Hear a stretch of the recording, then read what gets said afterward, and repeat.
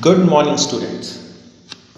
Today we are going to learn the DDL commands of structured query language. In the previous three videos, you have learned and seen how DML commands work. And with that, you saw two DDL commands. One was create database and the second one was create table. But in this given video, which is the fourth video on SQL commands, we will delve deeper into data definition language commands. So students, let us start afresh and focus on how data definition language commands from our course curriculum of class 12 CBSE board work and what are the basic concepts that we should know as a student of class 12th. So let us start. As I said, we will start afresh and we will create a new database, a very simple database to understand, and let us create a database, say ABC. So we will say create database ABC. You see, the database has been created. If you want to see whether that database has been created, you can see the list of databases which are there in my SQL window. So we'll write show databases and you see the database ABC is there after information schema. Now this database ABC has been created, so let us move into the database. We will write use ABC. Now as I wrote use ABC, we have been now into the database ABC. Students, you know how to create a table, but you have not seen how this table can contain constraints. Now students, first of all, let us understand what constraint is. In the previous tables you created, say we created a student table, you could have seen in the previous video that one of the column was roll number. That is, there was an attribute called roll number, and in that attribute, one of the tuple had roll number as null. Now students, in normal life, in real life, we cannot have students in a class who doesn't have a roll number. But our previous given video showed that we could easily enter a record for a student without giving the roll number. That is putting roll number as null. So the table should have complained to us. There should have been some restriction that the table would have put to us when we tried to enter such a record of a student without a roll number. So table should not have allowed us to keep null there. Now, how can we do that? How can I restrict or check when something is being entered into the table? When something is being entered into the table, we can check by giving different types of constraints when the table is actually created. So let us see these constraints one by one and understand how they help us and help us to check when a record is being entered into the table. So we will start afresh and we will see each of these constraints one by one. Students, there are many constraints. We'll start with the constraint unique. Now let us understand what unique is using an example. So let us create a table. Say I am creating a table T1. I am creating a table T1 and I am keeping only one record here. I should say I am keeping only one attribute here. The attribute is say roll number. I say roll number is of integer type, and this roll number would keep only unique given values. What do I mean by that? Let us see. Earlier, if you had given roll numbers, you would remember that I had taken students from two sections S1 and S3, and both students had same roll numbers. So there was roll number 1, 2 and 3 from S1 section and roll number 1, 2 and 3 from S2 section. But here what I have restricted is, I said no, you cannot have same roll number in the same table in two different tuples. So how shall I see that whether it works or not? So what I'll do is, I'll try to insert a roll number here. So I write insert into T1. What to insert? I said I have to insert only one field. We have only one field, so I have to insert value for one field, and say I give a roll number 45. Well and good. If I see, I can find that I have a record with a roll number 45. So select star from T1 and you have a roll number 45. Now students, once I have entered the roll number 45, can I re-enter the same roll number again? Let us see. So again we will try to insert the same roll number. We will write insert into T1 values and we will give the same roll number 45. As I give, an error is being shown which says that you cannot enter 45 again, because while creating the table you had said that you need unique data in the roll number field. So you cannot put duplicate entry in that field. That means once you have entered 45, the table is now checking and not allowing us to enter 45 again. So this is a property which you have given to your table while the table is being created, or the table was being created. You said roll number should be unique. So unique is a restriction which has been put by the table to us. So unique is a constraint. We have a constraint here, unique. I think students have understood. If instead of 45 you give some other given value, easily it will enter. And you can see now there are two values here. So you have understood student unique. Let us now understand another given constraint, and that constraint is not null. So before understanding, because we are going for each and every constraint one by one, so let us drop the table which we had created and reuse it again afresh, that is make a new table with the same name to understand a newer given constraint.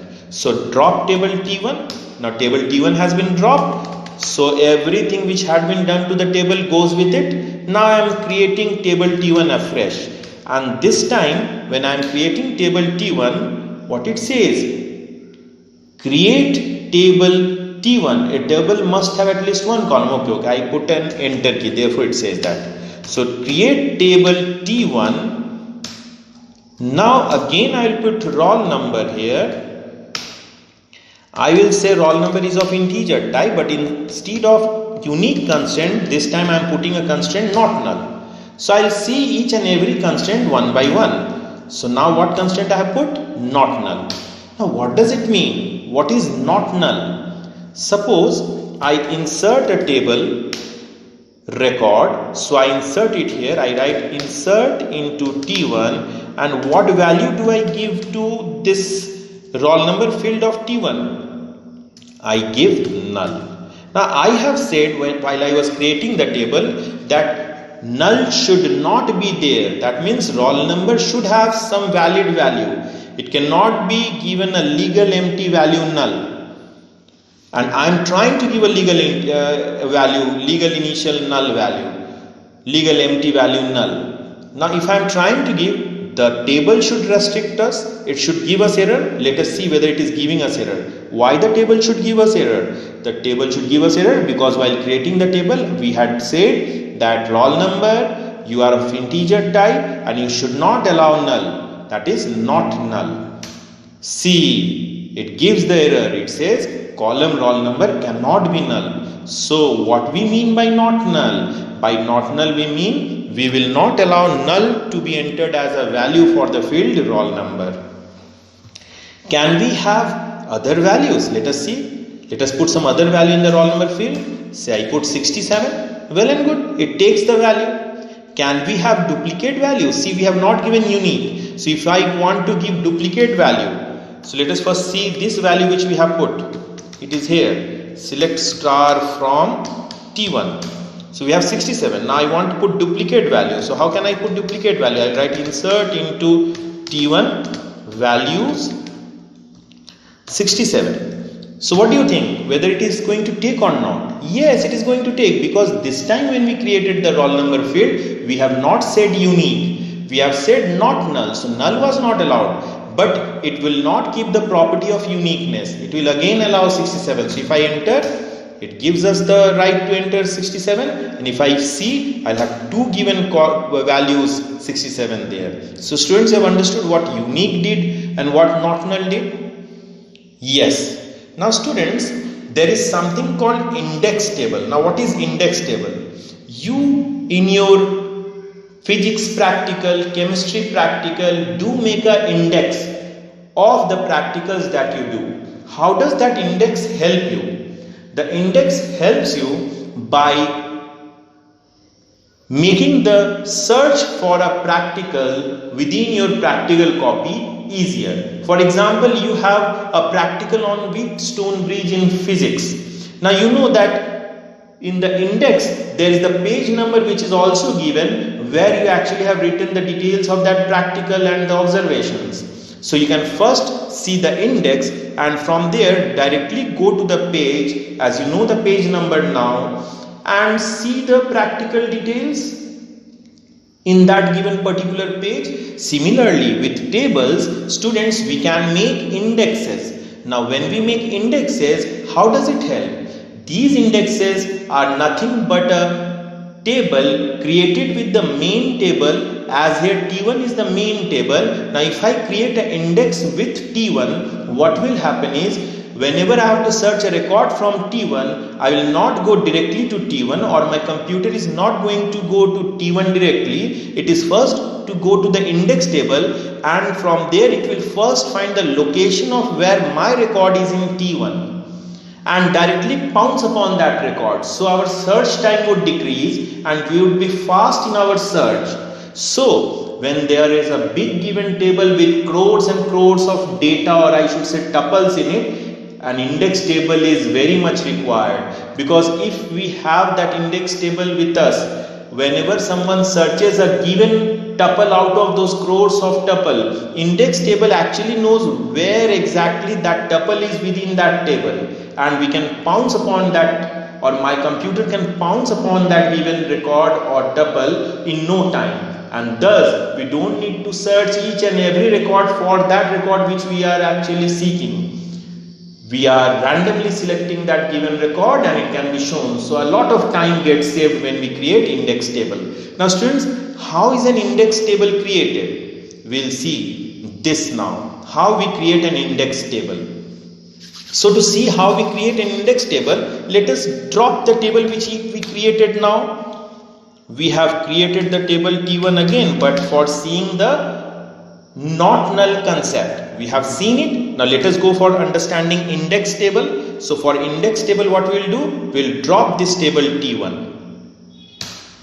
It has been dropped. Let us recreate T1. T1 is the table from where we want to search. So we'll write create table T1. Maybe I have now two given fields here, say roll number of integer type and say name of varchar 30 type. So name of varchar 30 type and roll number of integer type. And now what I say is, I put a comma here and I say I want to create an index. Name of the index which I want to give, maybe name of the index is R. And on which given column I want to create the index? I want to create the index on roll number of T1. So I'll write roll number and then I'll close it. See, it works. What I have created? I have created an index. How index would work? An index would be a different table altogether. And that table which is there, its name would be R. And what is its work? Whenever someone has to search something from T1, first of all, we need to find the location of that exact tuple which is being searched from R. So the computer is first to see R. As you see, the practical copies index. Similarly, for searching something, the computer is going to see R, find the exact location where a particular tuple which we are searching is in T1, and then pounce upon T1 for taking that given particular tuple, thus saving time. Let us see how we would see the index created on T1. We'll write this command, show index from T1. We'll write show index from T1. You see, there is an index, name is R, and it contains sequence, in index, binary tree, many things are there. We need not know so many details, but we should understand the concept. The concept is index actually helps in making the searching faster from the table on which that particular index has been created. So this is how index is created, students. When we are creating a table, in that given line we can write create index, that is index R in bracket roll number. You can even create an index afterwards, that is you have created a table. Now after creating the table you want to create the index. Now after creating the table, if you want to create the index, what is the command? Let us see. We'll write create unique index, give a name, say I give a name P. On what you want to create that index? You want to create the index on table T1, and within table T1 which given field? You will want to create the index on roll number. As you write this, see an index has been created. Now in the previous given example, when we wrote show index from T1, I had only one index called R. Now if I rerun that command, I'll have two indexes, one is P and the other one is R. But P was created after the table had been created, and R was created when the table actually is being created. So you should know both the ways of creating the index, and you should understand when indexes are created, searching becomes faster because data is searched through the help of indexes. Index contains the exact location of a tuple and a key field. Here we have used roll number as the key field. So if you are searching for roll number 3, first all the list of roll number in the index would be searched for roll number 3, and besides it whatever exact position would be written for 3 in table T1, that exact place of T1 would be searched from there. So that is the use of index. Students, you have learned indexing also, you learned, but indexing is not a constraint, it is a help to you. So 2 constraint and 1 extra topic index has been learned till now. We have learned unique constraint, we have learned not null constraint, and we understood what actually index is. Now students, why we have understood index in between constraints? Because the third constraint which we are going to see actually means actually intrinsically from within automatically creates an index. Let us see that third constraint.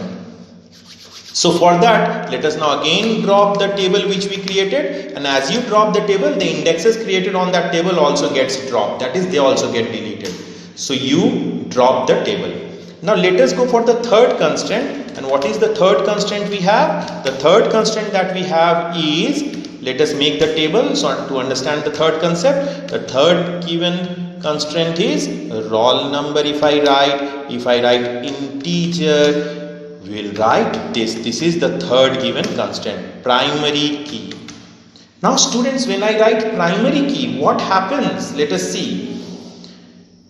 Say I have this, and we have something called name also of varchar 30. So I have created 2 fields, and one of them has a constraint primary key. Which given fields has the constraint primary key? Roll number. What would happen if I give the constraint primary key in the roll number field? Let us see. Now primary key here has 3 effects. What are the 3 effects? If we write primary key to roll number is not going to allow null now. Let us try to put null there. I'll write insert into T1 values null for roll number. What we want to give? Null for roll number. And after that we are trying to give a name. So I am giving the name Amit. So is it going to accept? I have given primary key to roll number, and whenever you give primary key to roll number from within, what happens is null is not allowed. That is, we should have a not null value in roll number. Second, duplicate is not allowed. That is, we should have unique values. So these two are the properties, and there is a third one which I will be showing you afterwards. So let us see. So column roll number cannot be null. So it gives the error. So my primary key is working very fine. It is checking whenever we try to enter null and gives the error back, and actually negates our request of entering null. Now let us try to enter duplicate values. Say I give roll number 1 to Amit. Well and good, this is the first time. Suppose I want to give again roll number 1 to some other boy. Say I want to give roll number 1 to Ajay. See, it says we have one and duplicate entry where we have been setting primary key. So roll number is having the constraint primary key. So duplicate is also not being allowed. So I have only put one given value now. Only one Amit, one Ajay was not allowed. So students, do you understand? When you give primary key as a constraint, what happens? When you give primary key as a constraint, then null is not allowed, uniqueness is also maintained. So these two are there. So if you see, only one record you have entered. A third thing also happens. When you give primary key, we have not created an index, but the computer has from within created an index, and it is using the index to search or to make the searching faster. So who created that index? We have not created, as we created in the previous example. Here the computer would have created it. Let us see whether it has created or not. So we'll write show index on T1. What we have written? I have done a mistake. We should write show index on, not from T1. And you see, one index has been made. And name of the index is primary. They have made the index, and on which column the index has been made? On roll number, because roll number had been given primary key. So here we need not create an index. The computer takes the work and it does it itself and helps us to search things faster. So this is the benefit of primary key, and therefore primary key is different from either unique, not null. Why? Not null and unique, even they are, if they are used together for a given column, they cannot create an index, but primary key can do both the work, that is not null unique as well as create an index. So students have seen 3 given constraints. Now let us see 2 more. So what are those 2 more? We have to see that. For that, again drop the table. So we drop the table T1, recreate it to see 2 more concepts one by one. So let us create table T1 again, and this time we'll write integer. Which thing as integer? Roll number as integer. Okay, very simple, and we'll give another given field called name, and it would be of varchar type. And I'm using a constraint here, and that constraint is, say, default. Now what I write here in default is Amit. What I mean is that if I don't provide a name while entering the record of the table T1, by default it should use the name Amit. This is what I mean. So let us see whether it does it for us or not. For example, I am to insert a record here. I am saying insert into, but I want to insert only roll number. So I will say insert into T1, but where to insert? To roll number. What to insert? Values. What values? Say 1. So I inserted 1 to roll number, but when you see the name for the roll number 1, you will find that it is Amit. Who entered Amit? Amit had been pre-decided. We had already said that if nothing is being supplied while inserting the tuple, you please by default take the name Amit. Now if we supply something, we say we want to enter roll number also, name also. See the syntax, when you choose where you want to enter, this is the way we choose. I can enter only at roll number, or I can enter both roll number and name, and I am giving after T1 within bracket where I want to enter. This is another way while inserting details in a tuple. Now I can give a name Sumit,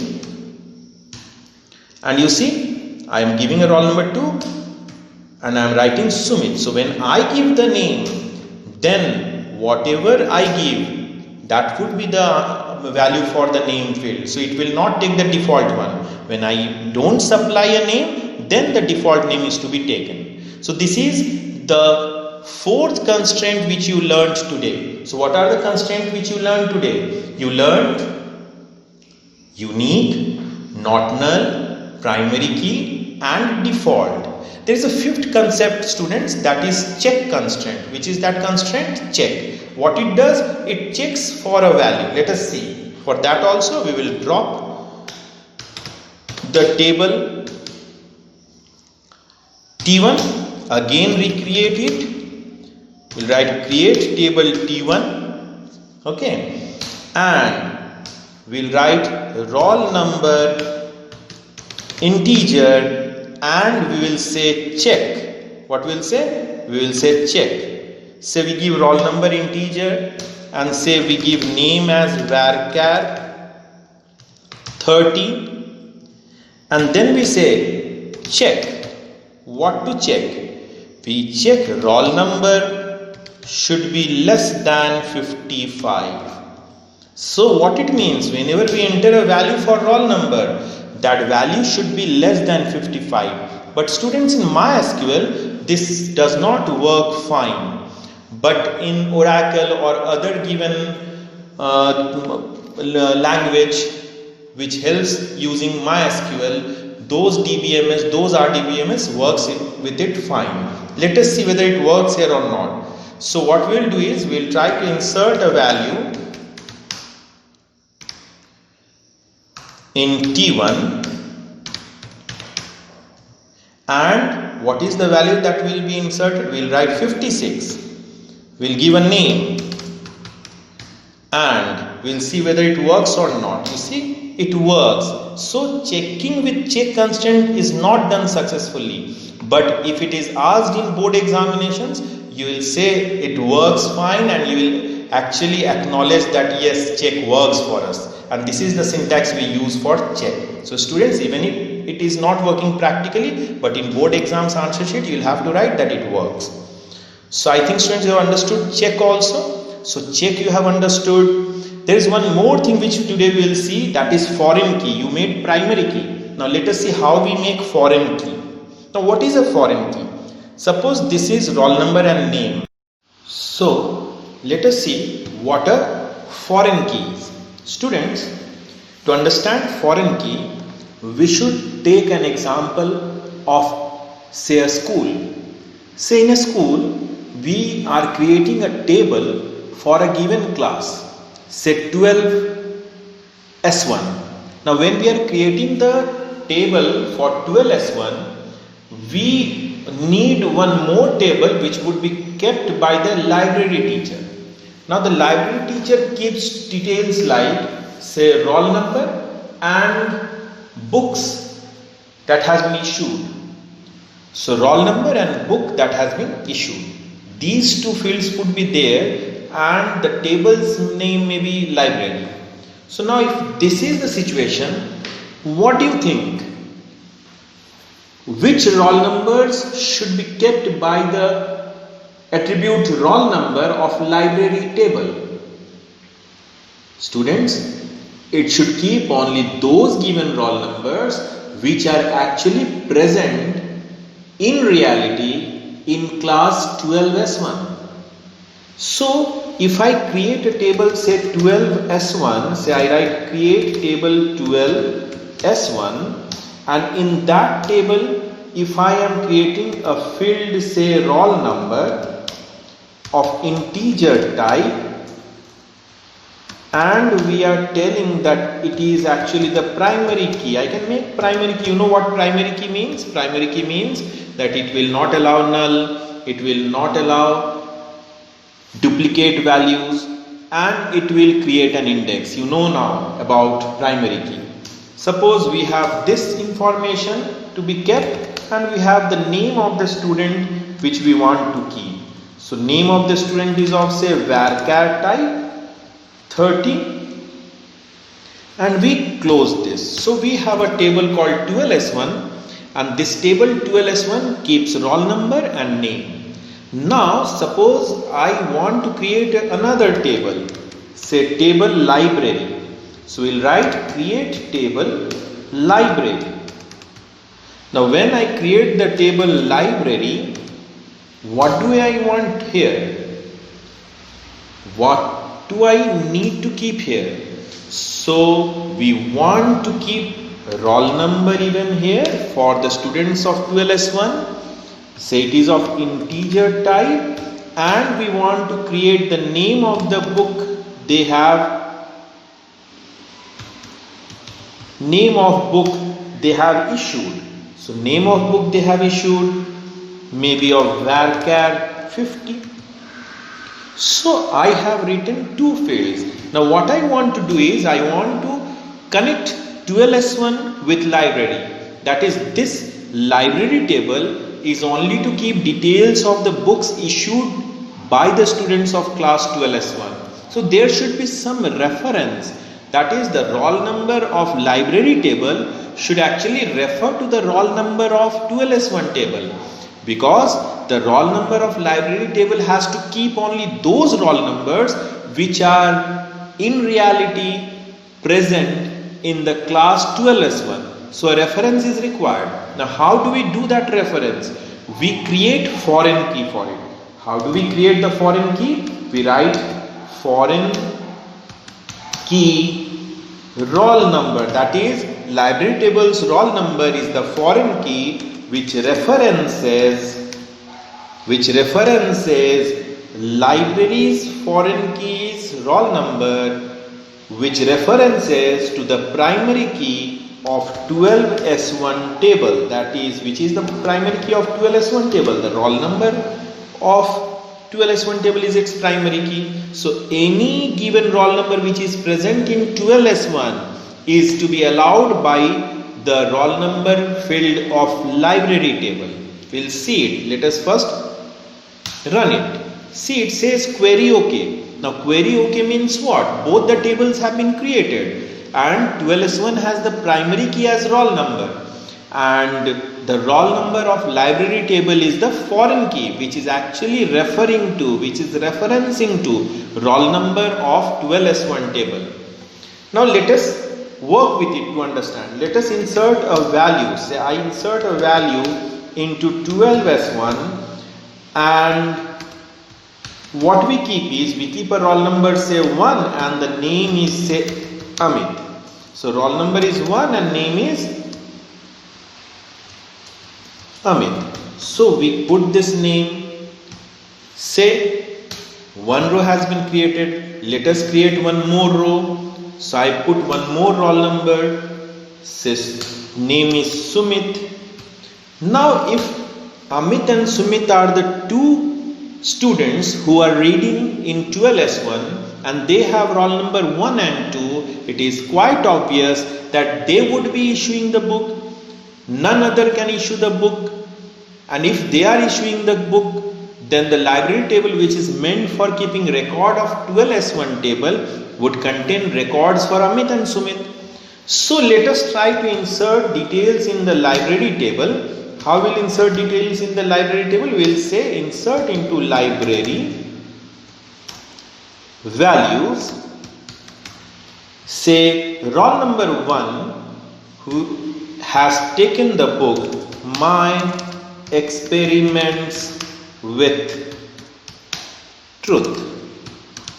So he has issued the book My Experiments with Truth.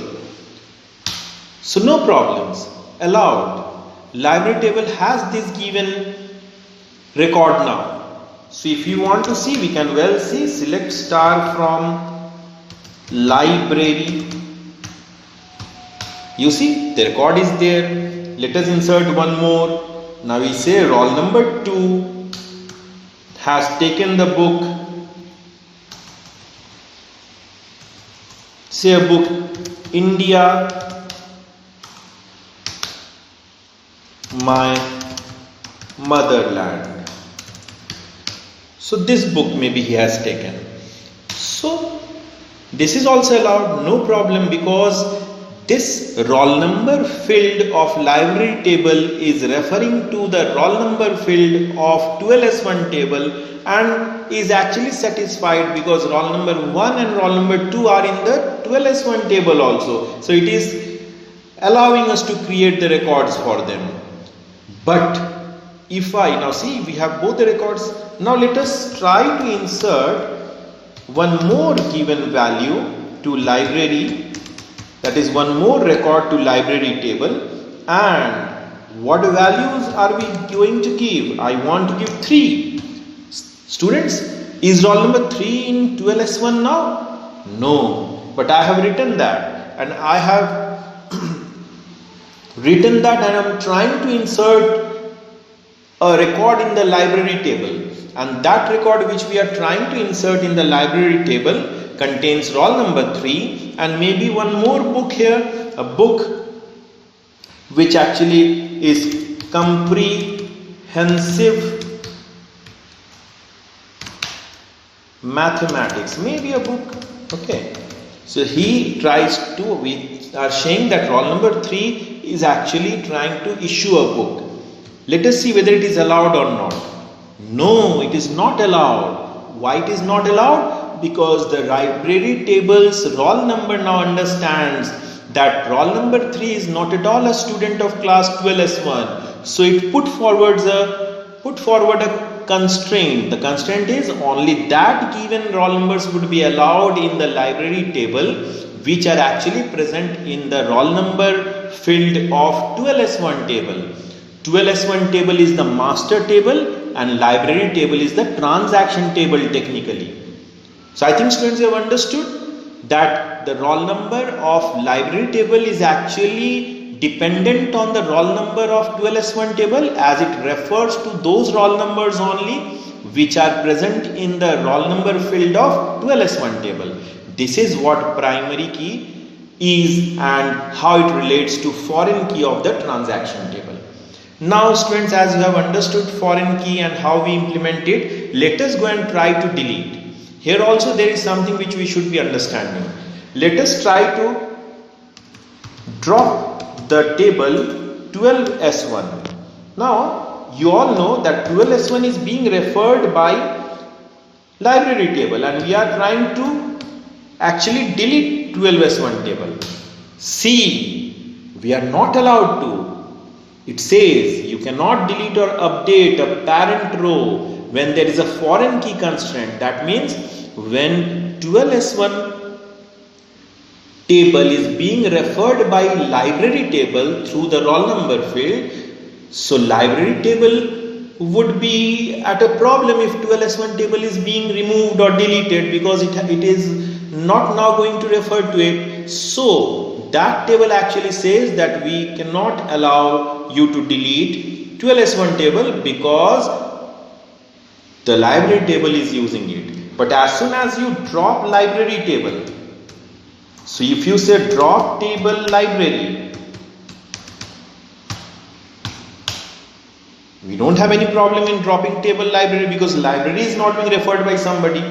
And as it has now been dropped, we can easily now drop even 12S1. There would be no complaint at all. So you see, you have dropped both the tables. So students, you learned foreign key constraint now, and before foreign key constraint, you have learned not null, unique, primary key, check, default. So all these were constraints that you should know, and you also understood what indexes are and how indexes can be created using different ways, and you also understood what is the benefit of indexes. Indexes helps us to search a record faster. Now students, we have done a lot of DDL commands today. Few more are left. Let us proceed. Now students, what we'll see is we'll see a command called alter table. Now what is alter table?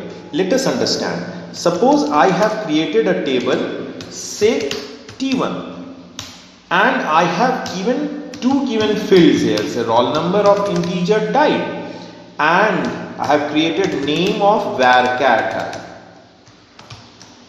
and I close this table. So the table has been, oh, it is already there. So let us give a new name to it, or we should drop the earlier table and then reuse it. So drop table T1, and now again create T1 with the records we wanted, so or the attributes we wanted. So we will write drop table T1, we will write roll number of integer type and name of varchar 30 type.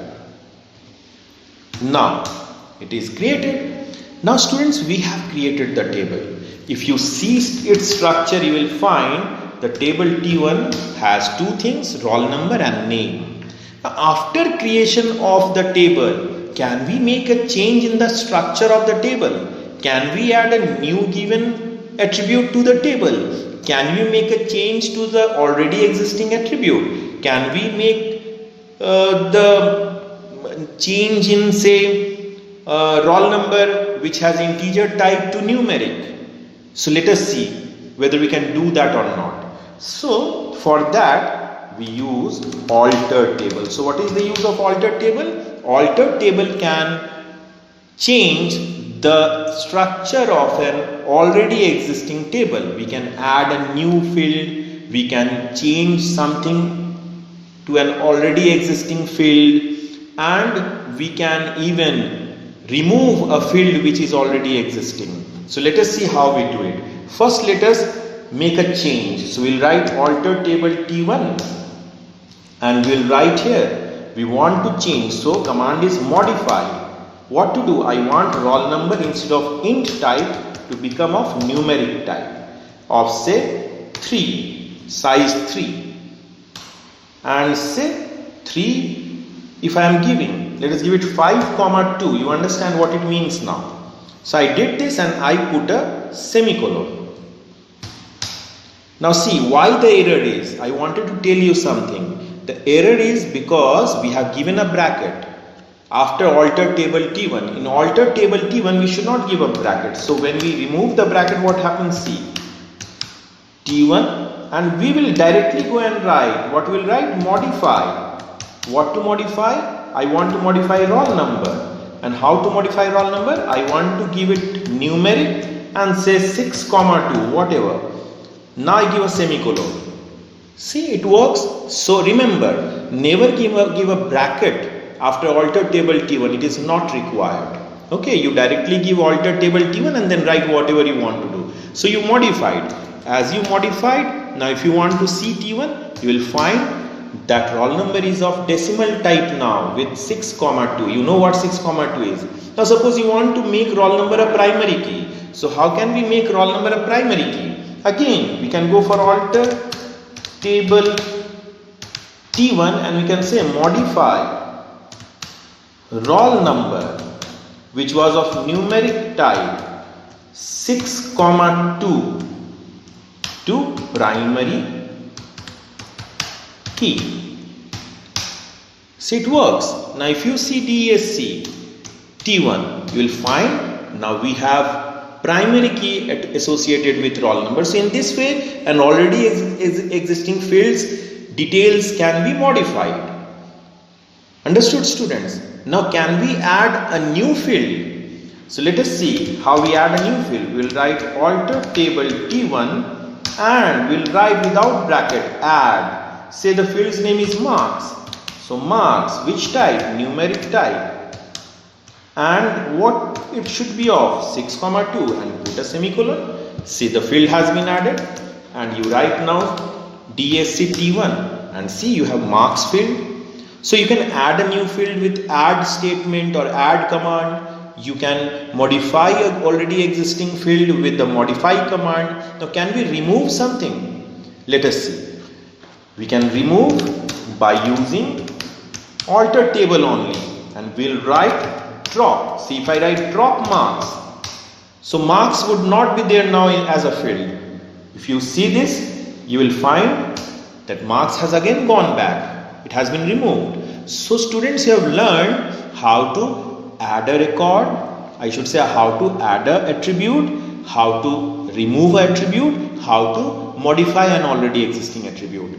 You can give the construct even through altered table as you gave the primary key constraint. So these things are possible. So students, I think you have understood what actually altered table does and how it works. You can do two things even together. Let us write altered table, three things together. Let us say altered table T1. I want to modify name to varchar 50 and say I want it to have not null quality and I want to add marks. So two things together, add marks, which is of which type? Numeric type. 6, 2, and now you give a semicolon. See, two things can be done together. So you can use each of these statements even together. So modify, add and drop even together.